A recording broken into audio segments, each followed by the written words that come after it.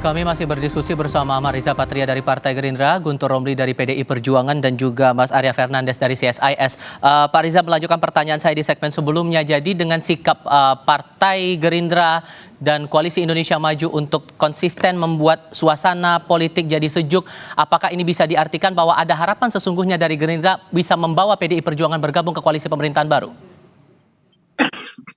Ya, jadi sekali lagi kami menghormati apapun yang menjadi keputusan Partai PDIP yang akan diputuskan Ibu Megawati. Apakah berada dalam koalisi maupun dalam pemerintahan. Biarlah nanti Pak Prabowo nanti dan Ibu Megawati yang akan bertemu dalam dialog tersebut. Nanti kita akan dengarkan apa saja yang menjadi kesepakatan, diskusi, dan dialognya. Yang pasti kedua tokoh ini pasti memikirkan kepentingan bangsa dan negara, pasti memikirkan rakyat, dan pasti menjaga supaya pembangunan dapat berjalan dengan baik, lancar, dan dapat terwujud apa yang menjadi harapan dan keinginan seluruh rakyat Indonesia. Jadi sekali lagi, mari kita tunggu saja apapun yang menjadi keputusan. Insya Allah kedua tokoh ini selalu mengedepankan kepentingan bangsa, kepentingan tanah air, kepentingan merah putih, dan agar suasana politik juga semakin baik, semakin kondusif, supaya pemerintahan ke depan dapat melaksanakan pembangunan yang pada akhirnya dapat menjadikan bangsa ini menjadi bangsa yang adil, makmur, dan sejahtera. Mas Arya, ada beberapa indikasi yang dilihat beberapa pihak juga yang mengindikasikan tampaknya PDIP akan merapat ke pemerintahan Pak Prabowo. Salah satunya masalah revisi Undang-Undang MD3 yang sudah tidak terdengar lagi suaranya, bahkan saat revisi Undang-Undang Kementerian Negara tampaknya kalem-kalem saja, tampak tenang-tenang saja semua menerima revisi itu. Anda merasa itu indikasi yang kuat juga? Saya kira itu indikasi yang potensial untuk menjelaskan itu ya. Dan kalau di politik kita tahu bahwa rumors itu adalah setengah dari kebenaran. Jadi dan sebagian besar rumor-rumor politik itu sebagian besarnya hampir sesuai dengan apa yang dirumorkan. Gitu. Itu yang pertama. Yang kedua saya ingin sampaikan, apalagi yang dikejar oleh partai koalisi Pak Prabowo di parlemen sudah 82%. Ya, jadi dari 580 hanya kurang 122 kursi, apalagi yang dikejar. Soal kondusivitas, saya kira sekarang politik kita kondusif, tidak ada instabilitas, tidak ada pemberontakan, tidak ada kekacauan, ya, politik kita stabil. Yang kedua dari sisi PDI Perjuangan juga apa juga yang dikejar ya. PDI Perjuangan sudah 3 kali di kekuasaan, 1 kali di masanya Pak Jokowi, dan 2 kali di masanya Pak Jokowi dan 1 kali di masanya Bu Mega. Jadi sudah komplit pemenang partai legislatif. Mungkin akan ada stabilitas karena 100% kekuasaan di tangan eksekutif. Tapi kita bisa bayangkan bagaimana kekuasaan yang super majority itu akan berdampak pada hal-hal lainnya. Misalnya saya kasih contoh, jelas tidak akan ada penyeimbang, jelas tidak ada kontrol dari parlemen, jelas kebijakan politik akan mudah ditetapkan tanpa ada suara alternatif. Bukan tidak mungkin pilpres kita nanti akan dilakukan via MPR, bukan tidak mungkin pilkada kita akan kembali ke DPRD, bukan tidak mungkin GBHN akan kembali muncul. Jadi kita bisa bayangkan bagaimana risiko-risiko yang muncul kalau pemerintahan sangat kuat, eksekutifnya sangat kuat.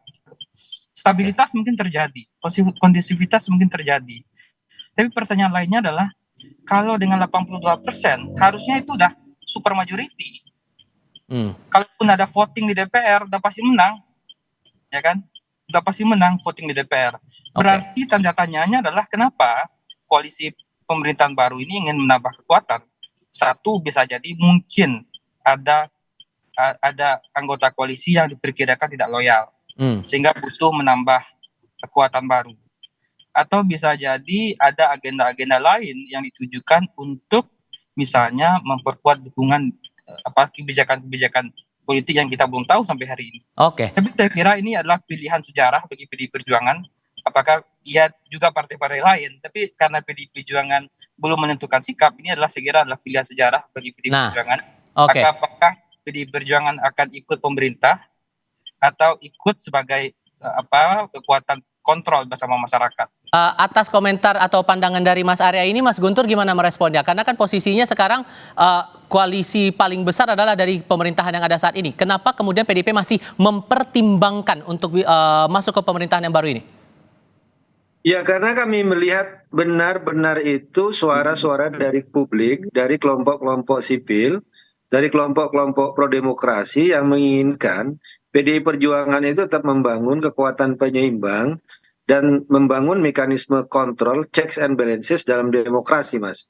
Saya kira ini yang juga menjadi pertimbangan utama Ibu Megawati untuk tetap, katakanlah sampai saat ini belum memutuskan mau berada atau di luar pemerintahan. Namun kami ingin mengatakan bahwa dalam setiap pertemuan politik itu kan segala kemungkinan bisa terjadi. Bisa saja nanti ada arahan, ada perintah dari Ibu Ketua Umum kami bahwa kami akan masuk dalam pemerintahan. Ya bisa jadi, maka kami akan berjodoh dengan pemerintahan Pak Prabowo. Tapi kalaupun tidak jadi masuk dalam pemerintahan, ya kami juga tidak akan membangun sebagai politik permusuhan.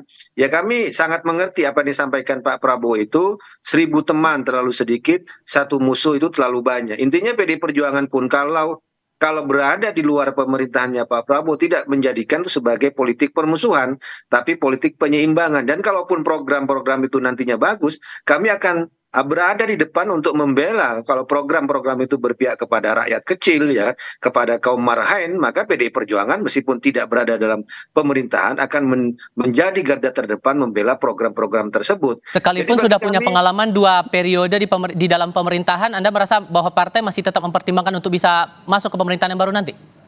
Intinya kami sampai saat ini masih menunggu arahan dari Ibu Ketua Umum kami, Ibu Megawati, bahwa ya kader pun siap, mau di luar oke, ya kan, nggak mau di dalam juga oke.